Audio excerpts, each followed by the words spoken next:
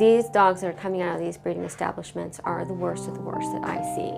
They are truly afraid of everything, from the water bowl to the dog beds that we offer them. They don't want to come out from underneath the couch or behind the bed, sometimes for months after we've gotten them out of these environments.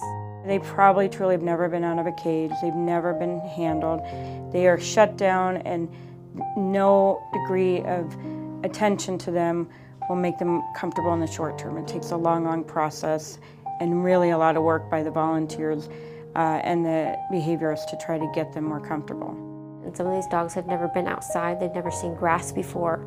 They've never seen anything other than the other dogs that are around them. So they have no idea what a motor vehicle is, or being inside of a house or anything like that. And they are profoundly terrified of those things because they've never experienced them before.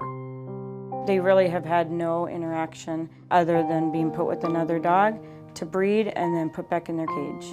They're matted, their skin hurts. Some are arthritic enough that they don't even have the energy to itch.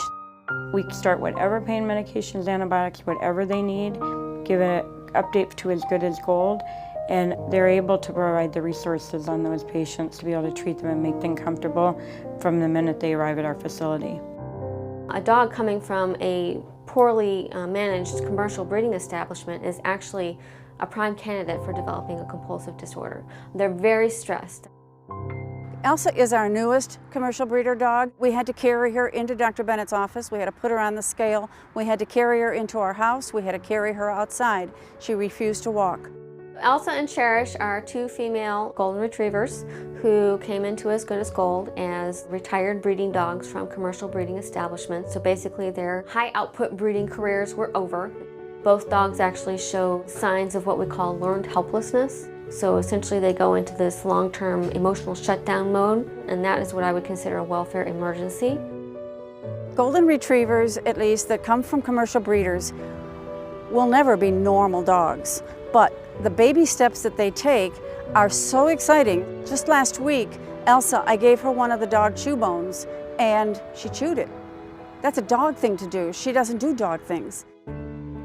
Neither one of those dogs were even going to stand up and walk the first couple of times that I saw them. And both of them today actually solicited interaction from me, nosed me, wanted me to actually touch them, and enjoyed it. And so that's just thrilling to me to be able to see that.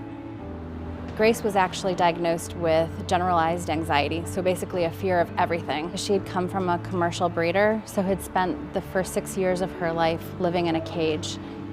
Grace actually was an emergency bathing and grooming. She was so matted that it was actually affecting her skin, and she was so scared and her skin was so painful that we actually sedated her.